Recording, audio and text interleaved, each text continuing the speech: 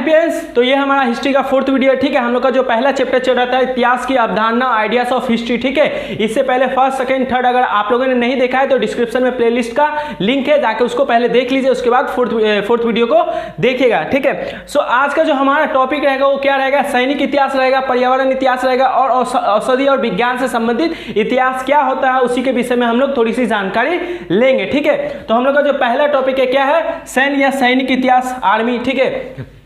जो सैनिक इतिहास होता है वो क्या होता है इसके बारे में हम लोग को पढ़ना है। तो नाम से ही आपको पता चल रहा होगा, सैनिक इतिहास मतलब ये सैनिक से संबंधित होगा, युद्ध से संबंधित होगा, ठीक है। उन्हीं लोग के बारे में जब इतिहास लिखा जाता है तो उसको क्या बोलते हैं, सैनिक इतिहास।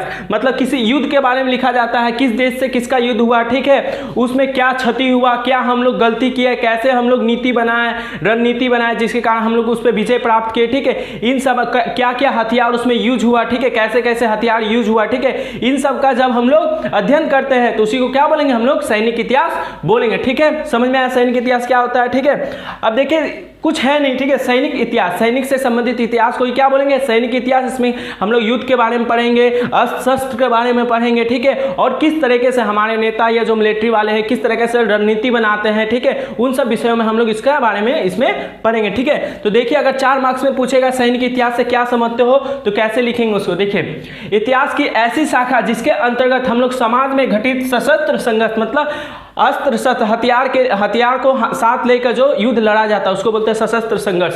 सैनिक गतिविधियों, अस्त्र शस्त्र का निर्माण, 2 देशों के मध्य हुए युद्ध का हमारी समाज, संस्कृति और अर्थव्यवस्था पर आदि पर क्या प्रभाव पड़ता है उसका अध्ययन करते हैं। तो इस प्रकार का इतिहास ही क्या कहलाता है, हमारा सैनिक इतिहास कहलाता है। आप लोग को पता है किसी भी 2 देशों के मध्य अगर युद्ध होता है तो क्या होता है, हमारी जो अर्थव्यवस्था होता है हम पे प्रभाव पड़ता है, वहाँ के जो जिस देश में रहते हैं वहाँ के देशवासियों पे उसका कुछ ना कुछ प्रभाव तो पड़ता है। तो उस युद्ध का हम लोग पे क्या प्रभाव पड़ता है, हमारी अर्थव्यवस्था पे क्या प्रभाव पड़ता है, इन्हीं सब चीज़ों का हम लोग क्या करते हैं, सैनिक इतिहास में अध्ययन करते हैं, ठीक है। सैन्य इतिहास के कारण हमें युद्ध के कारणों, नेतृत्व, रणनीति और हमारे द्वारा किए गए गलतियों का ज्ञान होता है। अगर सैनिक इतिहास किसी युद्ध के बारे में आप लोग पढ़ेंगे तो वहाँ पे आपको वो युद्ध क्यों हुआ था उसका ज्ञात होगा, मतलब युद्ध के कारण आपको पता चलेगा, उसका नेतृत्व किसने किया था, मेन लीडर कौन था, ठीक है, उस सब के बारे में, कौन सी रणनीति हम लोगों ने बनाया था और हम लोगों ने युद्ध में क्या गलती कर दिया जिसके कारण हमें हारना पड़ा, ठीक है, या क्या हमसे गलती हो गई, उन सब चीज़ सैनिक इतिहास में लिखा रहता है और उन सब चीज़ों का हमें पता चलता है। सैन्य इतिहास लेखन इसलिए आवश्यक है कि युद्ध में की गई गलतियों को फिर से दोहराया ना जा सके। जैसे अगर भारत ने किसी देश से युद्ध किया, ठीक है, भगवान ना करे अगर किया तो हम लोग अगर वहां पे हार गए, ठीक है, जैसे यहाँ पे 1962 में चाइना के साथ युद्ध हुआ था, हम लोग हार गए, तो वहां पे हम लोग क्या क्या गलती किए थे, ठीक है, क्या क्या गलती किए थे जिसके कारण हमें हारना पड़ा, ठीक है, उन सबको चीज़ों को हम लोग किस में पढ़ेंगे, सैनिक इतिहास के अंतर्गत पढ़ेंगे। और फिर उन गलतियों को अब क्या करेंगे, इस बार हम लोग इस इतिहास को पढ़ के हम उन गलतियों को इस बार सुधार लेंगे, ठीक है।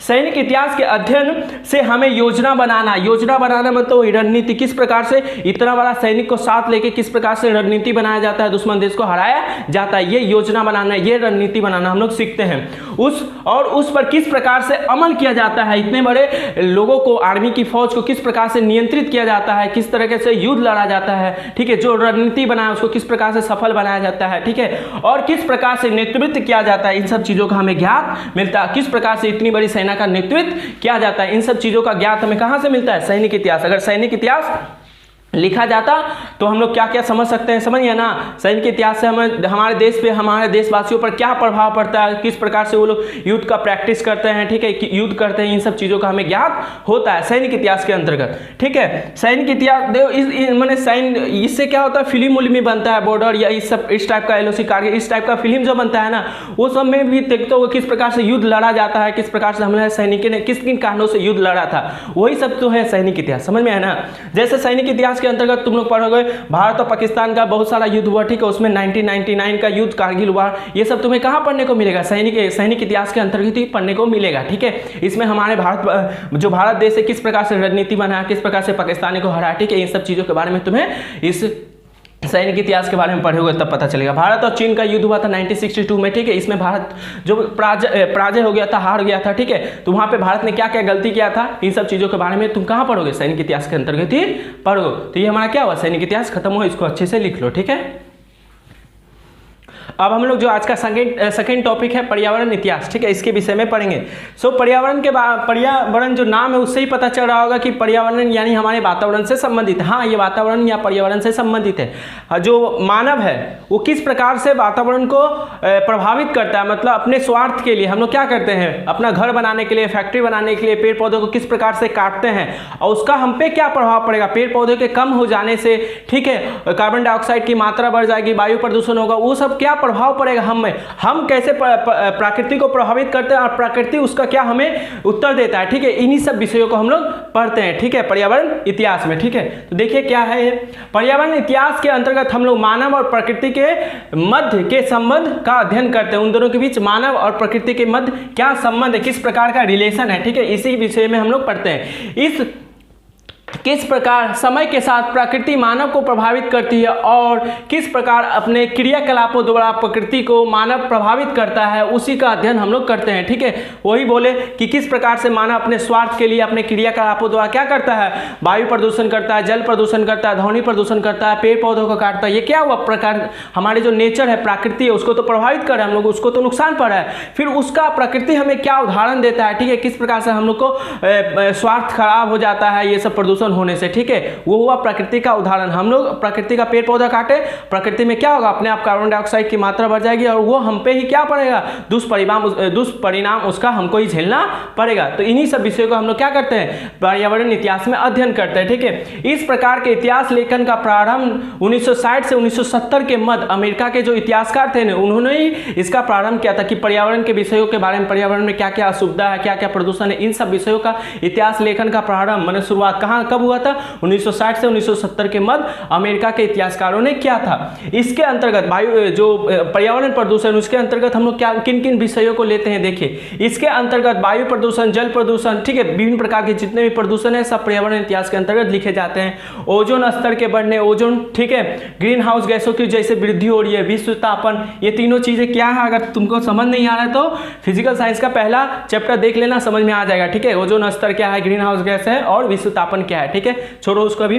जैसे गंभीर पर्यावरण के समस्याओं को लिखा जाता है और जो भी पर्यावरण की जितनी भी समस्या है, प्रदूषण क्या है, पर्यावरण की समस्या, दिन प्रतिदिन जैसे हम लोग का जो वातावरण का तापमान है दिन प्रतिदिन क्या हो रहा है, गर्मी बढ़ती जा रही है, वो सब क्यों बढ़ रहा है। ठीक है, इन सब के पीछे क्या कारण है, इन सबको ही क्या कहा जाता है, पर्यावरण इतिहास में लिखा जाता है। मानव द्वारा पेड़ों की कटाई से प्रकृति पर और उसका भविष्य में उसका क्या घातक प्रभाव पड़ेगा, उसी विषयों को इतिहासकार लोगों के समक्ष लाते हैं। इतिहासकार जिस प्रकार से हम अपने स्वार्थ के लिए पेड़ पौधों को, जंगलों को विनाश करते जा रहे हैं, ठीक है, उसका लॉन्ग टर्म में आने वाले भविष्य पे क्या प्रभाव पड़ेगा हम लोग पे, यही सब चीजों का अध्ययन करके इतिहासकार क्या करते हैं, लोगों के समक्ष लाते हैं। ठीक है, लाते हैं और भविष्य और उसके उपचार हेतु मानव को कैसे कदम उठाना चाहिए उसी पर विचार करने के लिए मानव को मजबूर करते हैं। ठीक है, मजबूर करते हैं। ठीक है, समझ में आया ना, हम लोग पेड़ को काटेंगे, भविष्य में उसका क्या प्रभाव होगा उस सबको इतिहासकार लिख देते हैं। ठीक है, और हम लोग जब उसको पढ़ते तो हम लोग भी सोचने पे मजबूर हो जाते हैं कि आप पेड़ पौधों को नहीं काटेंगे, जो वायु प्रदूषण या हम लोग प्रकृति आसपास की जगह को गंदा करते ये नहीं करेंगे या इसका ये प्रभाव होगा आगे चल के, इसीलिए उस चीज़ों को हम कम कर देना चाहिए। ठीक है, यही पर्यावरण इतिहास का लिखने का मकसद ही यही है कि जो भी मानव गलती कर रहा है, अपने वातावरण को प्रदूषित कर रहा है, ठीक है, पेड़ पौधों को काट रहा है, वो सब वो बंद कर दे। ठीक है, और देखिए ये तो यहाँ पे हुआ पर्यावरण इतिहास किसे कहते हैं, इससे संबंधित दो तीन पॉइंट है। देखिए अजय सकरिया, कुमार सुरेश सिंह, भारतीय पर्यावरण इतिहासकार, ये दोनों क्या है, भारतीय पर्यावरण इतिहासकार, मतलब ये पर्यावरण से संबंधित इतिहास लिखते हैं। ठीक है, दो नाम पूछेगा तो तुम बता देना क्या, अजय सकरिया और कुमार सुरेश सिंह। ठीक है, और बहुत अच्छा क्वेश्चन आता है, 5 जून को पर्यावरण दिवस मनाया जाता है। फिजिक्स में, ज्योग्राफी में और हिस्ट्री में, तीनों में अगर एक क्वेश्चन पूछेगा पर्यावरण दिवस कब मनाया जाता है तो 5 जून को पर्यावरण दिवस मनाया जाता है। ठीक है, 5 जून याद रखना, आने वाला है। ठीक है, उसके बाद क्या है, चिपको आंदोलन। चिपको एक आंदोलन था, ठीक है, उत्तराखंड में हुआ था। क्या हुआ था, जो वहाँ के पेड़ पौधे थे उनको काटने वाले थे, जो वहाँ के ये थे नेता टाइप या फिर राजा टाइप का जो भी था ना, वहाँ का पेड़ पौधों को क्या करने वाला था, काटने वाला था। तो वहाँ के जो निवासी थे ना, उन्होंने क्या किया, पेड़ में जाके चिपक जाते थे। ठीक है, ऐसे पेड़ है, पेड़ों के चारों तरफ चिपक जाते थे, जिसके कारण वो लोग जो काटने आए थे वो उसको काट नहीं पाते, इसीलिए उसको क्या बोलते हैं, चिपको आंदोलन। इसको तुम लोग ज्योग्राफी में डिटेल में पढ़ोगे। चिपको आंदोलन क्यों हुआ था, पेड़ों को बचाने के लिए चिपको आंदोलन उत्तराखंड में हुआ था। ठीक है, 1973 में, कब हुआ था, 1973 ईस्वी में हुआ था। इसका जो प्रमुख नेता है, पूछेगा, ठीक है, ज्योग्राफी में पूछेगा, हिस्ट्री में पूछेगा। प्रमुख नेता कौन है? चिपको आंदोलन का प्रमुख नेता कौन है? तो सुंदरलाल बहुगुणा। ये क्या है? पेड़ पौधा वातावरण का अंश है, ठीक है। तो चिपको आंदोलन क्यों किया गया, कैसे किया गया, इन सब विषयों में जब हम लिखेंगे तो क्या कहलाएगा?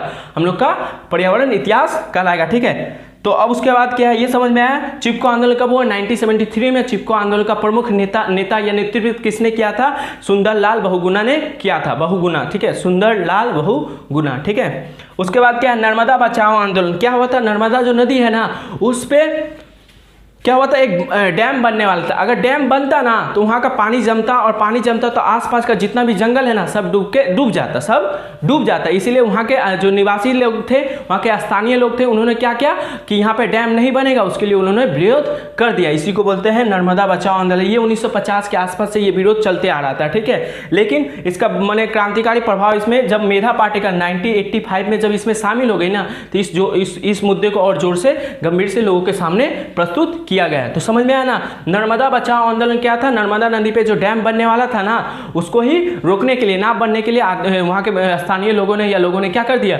विरोध कर दिया। उसी को बोलते हैं नर्मदा बचाओ आंदोलन। उसका प्रमुख जो नेतृत्व किसने किया था? 1985 में उसका नेतृत्व मेधा पाटेकर ने किया था, ठीक है। तो ये पॉइंट को अच्छे से याद रखना। हिस्ट्री और ज्योग्राफी दोनों जगह ये 4 पॉइंट पूछे जा सकते हैं, ये नहीं, ये 3 पॉइंट पूछे जा सकते हैं, इसलिए अच्छे से नोट डाउन कर लेना, ठीक है। तो पर्यावरण इतिहास समझ में आया। पर्यावरण के बारे में, जब पर्यावरण की समस्याओं के बारे में जब हम अध्ययन करते हैं, उसके समाधान के बारे में जब हम अध्ययन करते हैं, तो वही चीज़ हमारा क्या कहलाता है? पर्यावरण इतिहास कहलाता है, ठीक है। तो इसको लिख लो, जल्दी से लिखो। सो अब हम लोग क्या करेंगे, जो आज का लास्ट टॉपिक है, ठीक है, वो पढ़ेंगे, ठीक है। आज का लास्ट टॉपिक और थर्ड टॉपिक क्या है? विज्ञान, तकनीकी एवं औषधि का इतिहास। सो नाम से ही आप लोग को पता चलेगा, ये जो इतिहास है, इस प्रकार का जो इतिहास है, वो किससे संबंधित होगा? विज्ञान से संबंधित होगा, टेक्नोलॉजी से संबंधित होगा, या मेडिकल से संबंधित होगा। तो उस सब के बारे में जो आविष्कार होते हैं, विज्ञान में क्या क्या खोजी हुई, नई नई तरीके की खोज है, क्या क्या आविष्कार हुआ, टेक्निकल क्षेत्र में क्या क्या आविष्कार हुआ, क्या क्या नई चीज़ों का खोज हुआ, ठीक है। इन सब चीज़ों का जब हम लोग अध्ययन करते हैं, इन सब चीज़ों के बारे में जब लिखा जाता है, तो वो क्या कहा जाता है? विज्ञान, औषधि का या तकनीकी का इतिहास, ठीक है। तो इसके बारे में थोड़ा पढ़ लेते हैं क्या है। इतिहास की इस शाखा में जैविक विज्ञान माने बायोलॉजी, ठीक है, या लाइफ साइंस, इंजीनियरिंग, भूगोल, गणित, दवा, भौतिक विज्ञान, वैज्ञानिक आविष्कारों एवं उसके विकास का अध्ययन किया जाता है। इसमें मुख्य रूप से हम लोग इन चीज़ों का, विज्ञान में क्या खोज हुआ, गणित में क्या खोज हुआ, भूगोल में क्या खोज हुआ, मेडिसिन के क्षेत्र में, दवाई के क्षेत्र में किस प्रकार के नए दवाई का खोज हुआ, ठीक है, या भौतिक विज्ञान, रसायन विज्ञान, इन सब क्षेत्रों में क्या क्या नए नए आविष्कार हमारे वैज्ञानिकों ने किया और उसका कैसे विकास हो रहा है, ठीक है। उन्हीं सब विषयों के बारे में हम लोग पढ़ते हैं, ठीक है। इस प्रकार के इतिहास लेखन का पढ़ाई विलियम वेहिवेल द्वारा किया गया था, ठीक है। इस इतिहास के अंतर्गत, ठीक है, इसका प्रारंभ, इस प्रकार का इतिहास लिखने का जो प्रारंभ स्टार्ट किसने किया था? विलियम ने किया था, ठीक है। इस इतिहास के अंतर्गत हम पढ़ते हैं कि किस प्रकार ओके, अब भारत का तकनीकी, औषधि या वैज्ञानिक इतिहास के अंतर्गत हम लोग क्या पढ़ते हैं? देखो, इस इतिहास के अंतर्गत हम पढ़ते हैं कि किस प्रकार भारत में वैज्ञानिक शिक्षा को बढ़ावा देने हेतु वसु विज्ञान मंदिर, कलकत्ता मेडिकल कॉलेज आदि जैसी संस्थाओं का स्थापना किया गया, ठीक है। पहले जो बंगाल था या भारत था, उसमें वैज्ञानिक शिक्षा उतनी अधिक विकसित नहीं थी, ठीक है। तो यहाँ पे जो भारतीय जो उस समय के लोग थे, उन्होंने क्या किया? अपने निजी पैसे से क्या किया? वैज्ञानिक स्कूल या विश्वविद्यालय की स्थापना की गई। तो उससे क्या हुआ?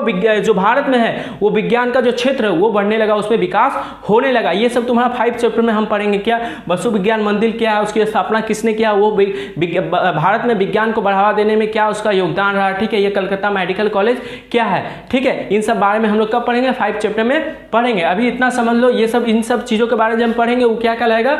विज्ञान या तकनीकी या औषधि का इतिहास कहलाएगा, ठीक है।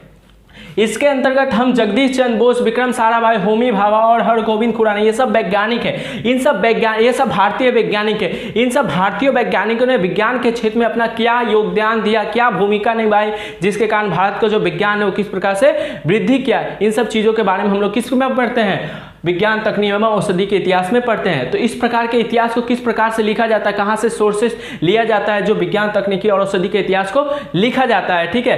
तो इस इतिहास के लेखन में पत्रों का लेख, जो भी नया आविष्कार उसकार होता है, जो भी साइंटिस्ट रिसर्च करते हैं, तुम लोग देखते हो न्यूज़पेपर में आ जाता है, तो वहाँ से जो इतिहासकार है वहाँ से पढ़ते हैं और वहाँ से कुछ पॉइंट को कलेक्ट करते हैं। उसके बाद सम्मेलनों की कार्रवाई, ठीक है, जो भी जो साइंटिस्ट होते हैं अपने रिसर्च को लोगों के सामने, मीडिया के सामने प्रस्तुत करते हैं, वहाँ भी इतिहासकार जाते हैं, वहाँ पे वो क्या बोल रहे हैं, ठीक है, उन सब चीज़ों को भी नोट करते हैं, ठीक है। और रिसर्च पेपर, जो वैज्ञानिक होते हैं वो रिसर्च पेपर मीडिया के सामने देते हैं, लोगों के सामने प्रस्तुत करते हैं। उन सब के अध्ययन से हम लोग, और किताबों के अध्ययन से जो इतिहासकार है उन सब चीज़ों से कुछ कुछ पॉइंट कलेक्ट करते हैं और उस इतिहास के बारे में, उस आविष्कार के बारे में लिखते हैं। तो समझ में आ रहा है ये इतिहास कहाँ से लिखा जाता है, कहाँ से, इसके स्रोत कहाँ से है, पत्रों में जो लेख लिखे जाते हैं विज्ञान के बारे में, वहाँ से वो स्रोत लेते हैं, रिसर्च पेपर से लेते हैं, सम्मेलनों में जाते हैं, वहाँ पे वैज्ञानिक क्या वार्तालाप कर रहे हैं, उन सब विषयों को ध्यान से सुनते हैं और अपना इतिहास उसकी सहायता से अपना क्या करते हैं, इतिहास को लिखते हैं, ठीक है। तो समझ में आ गया होगा विज्ञान, तकनीक, औषधि का इतिहास क्या है, विज्ञान से संबंधित है, विज्ञान में क्या खोज है, इन्हीं सब चीज़ों के बारे में जब अध्ययन करते हैं, लिखते हैं, तो वही क्या कहलाता है, विज्ञान तकनीक का इतिहास, तकनीकी का, टेक्नोलॉजी का इतिहास कहलाता है, ठीक है। तो ये हमारा जो लास्ट टॉपिक है आज का खत्म हुआ, ठीक है। आप लोग को क्या नोट्स अगर यहाँ से लिख लीजिए, ठीक है, और समझ में ना आए तो जाएगी डिस्क्रिप्शन में जाएगा, वहाँ पर आपको लिंक दिया रहेगा, उसके थ्रू आप नोट्स डाउनलोड कर सकते हैं, ठीक है। तो मिलते हैं नेक्स्ट वीडियो में।